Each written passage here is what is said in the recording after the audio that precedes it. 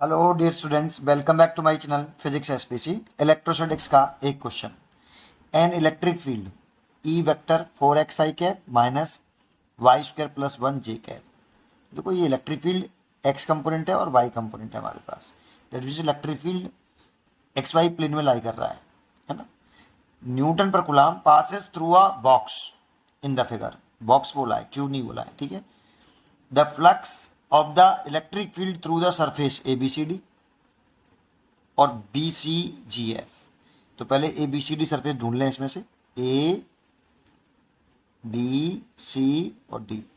एक तो सरफेस ये वाला है और दूसरा है B C G F. B C G F एक ये वाला है बेटा, ठीक है। And marked as five first, इससे फाइव फर्स्ट फ्लक्स पास हो रहा है और इससे 5 सेकेंड। ऐसा क्वेश्चन में कहा है। ये फ्लक्स है, the flux in the electric field through the surface respectively. The difference between 5 first and 5 second is in newton पर coulomb metre square.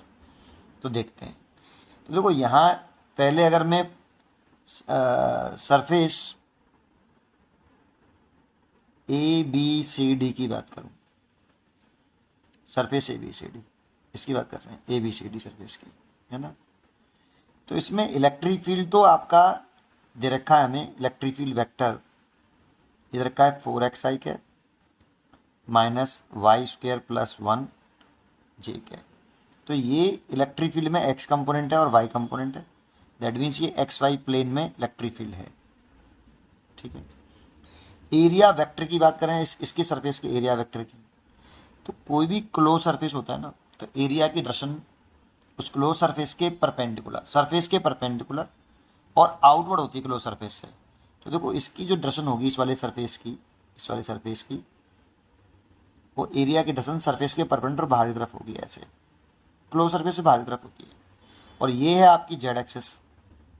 That means area की जो डायरेक्शन है, डायरेक्शन ऑफ एरिया, वो आ रही है along X axis, along Z axis, sorry. और Z axis आ रही है, तो इसको अगर हम वेक्टर फॉर्म में लिखना चाहें, वैसे तो देखो ये ए वेक्टर है, ये अलोंग जेड एक्सेस है और इलेक्ट्रिक फील्ड लाई कर रहा है एक्स वाई प्लेन में, और एक्स वाई प्लेन की जेड एक्सेस परपेंडर होती है। तो ई और एरिया परपेंडर हो गए, ई और एरिया के बिटवीन 90 डिग्री हो गए, तो फ्लक्स जीरो हो गया। या तो ऐसे कर लो, या एक चीज़ और सोच सकते हैं। इसे अगर मैं वेक्टर लिखना चाहूँ, ए वेक्टर, तो ये एरिया की direction along Z axis, Z axis में यूनिट वेक्टर होता है के के। अगर हम एक फॉर्मूला लगाएं यूनिट वेक्टर का, ए वेक्टर लिख रहे हैं तो ए का मैग्नीट्यूड आएगा, साथ में यूनिट वेक्टर आएगा, और ये यूनिट वेक्टर इस वेक्टर की डायरेक्शन को रिप्रेजेंट करता है। दैट मीन्स इन दोनों की डायरेक्शन सेम होती है। ये मैंने फॉर्मूला लगाया यूनिट वेक्टर का, लेकिन इस यूनिट वेक्टर के कंसेप्ट में होता है, यूनिट वेक्टर के फॉर्मूले में कंसेप्ट होता है, यहाँ पे ऐसा यूनिट वेक्टर आएगा कि इन दोनों की डायरेक्शन सेम हो। तो देखो, ए एरिया वेक्टर की वैल्यू लिखना चाहें तो magnitude of A vector and direction कितनी है, केक है, डायरेक्शन सेम है, इसीलिए केक है। लेकिन एरिया का मैग्नीट्यूड निकालना चाहें तो देखो, ये कौन सी एक्सेस है ये बताओ पहले तो। ये वाई एक्सेस है, देखो ये वाई लिख रहा है, तो वाई एक्सेस के पहले तो ये वाई एक्सेस है। तो इसमें वाई वाला कोऑर्डिनेट देखो, यहाँ 2 है और यहाँ 0 है, तो इसका मतलब ये डिस्टेंस 2 है, ठीक है। ये कौन सी एक्सेस है देखिए, ये वाली, तो ये एक्स एक्सेस है, देखिए ये रही। और ये एक्स एक्सेस है, तो इसका एक्स कोऑर्डिनेट देखिए 0 है, इसका 3 है, तो ये वाला जो आ गया ये 3 आ गई। इसीलिए एरिया रेक्टेंगल बन गया। ये रेक्टेंगल का एरिया देखें तो 3 इंटू 2 6। तो मैग्नीट्यूड जो आया इस एरिया वेक्टर का वो 6 आएगा मीटर स्क्वायर। ये मैग्नीट्यूड आया है बेटा। तो एरिया वेक्टर का जो मैग्नीट्यूड है वो 6 है और यूनिट वेक्टर है के कैप। तो आप यहाँ लिख सकते हो, इसको यहाँ लिख सकते हो 0 I cap plus 0 J cap plus 6 K cap, ऐसे। इसीलिए फ्लक्स लिख सकते हो इस वाले सरफेस से, 5 फर्स्ट माना है सरफेस से मैंने, तो बराबर E vector dot area of this surface, dot product कर दो। ई कितना है 4x I cap minus Y square plus 1 J cap, और इसका डॉट प्रोडक्ट करना है हमें 0 I cap plus 0 J cap plus 6 K cap. तो आई का आई के साथ करें तो 0 हो गया, के का जे के साथ करें तो 0 हो गया, और के इसमें है नहीं, इसमें है, इसमें 0 के कैप, तो के का के साथ करें तो ये भी 0 हो गया।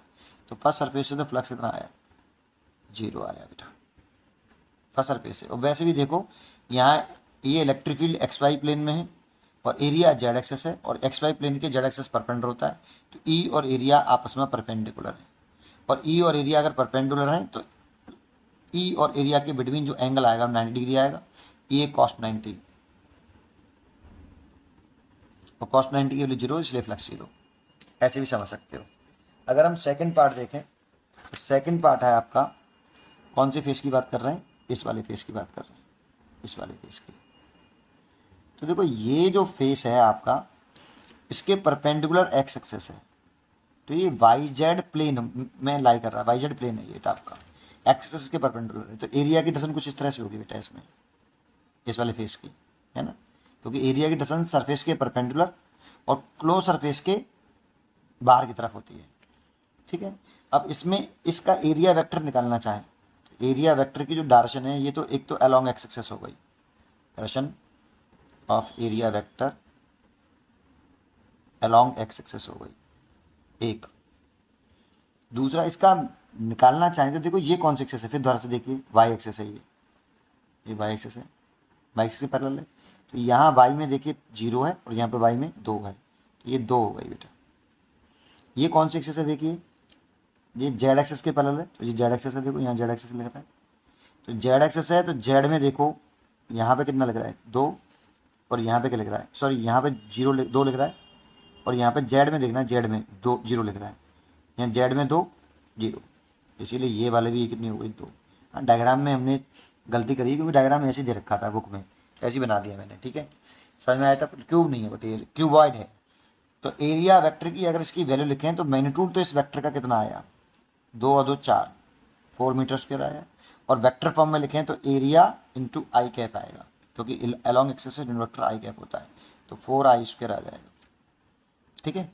तो आपका कितना लिख सकते हैं, फ्लक्स सेकंड सरफेस से ई वेक्टर डॉट एरिया वेक्टर, ये सेकंड सरफेस का एरिया वेक्टर है, ये सेकंड सरफेस का, ठीक है। तो कितना लिख दें 4x I cap minus electric field लिख रहा हूँ बेटा, ये रहा, and minus Y square plus 1 J cap plus 0 K cap, ऐसे ले सकते हो।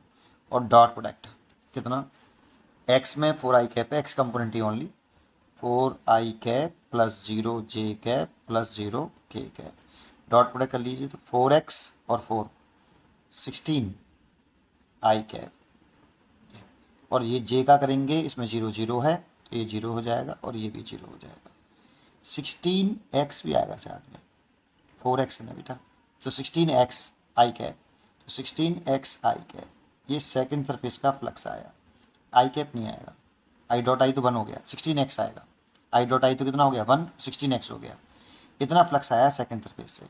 लेकिन सेकंड सरफेस पर x की वैल्यू कितनी है, देखो यहाँ से यहाँ तक ये x ही तो है, तो सेकंड सरफेस के लिए x कितना है, ये x ही तो है बेटा, x कंपाउंड देखे तो यहाँ 3 है, यहाँ पर भी देख लो 3 ही होगा।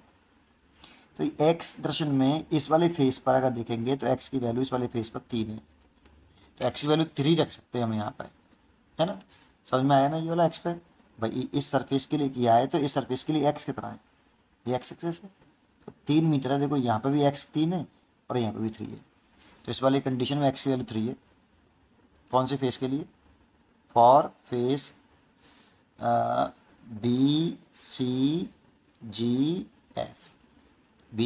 जी एफ के लिए x बराबर 3 है ये, तो ये वाली वैल्यू पुट कर देता हूँ मैं यहाँ, तो 16 इंटू 3 दैट मीन्स 48, इतना न्यूटन पर कुलाम इंटू मीटर स्क्वायर आया, ये सेकंड फेज से फ्लक्स आया।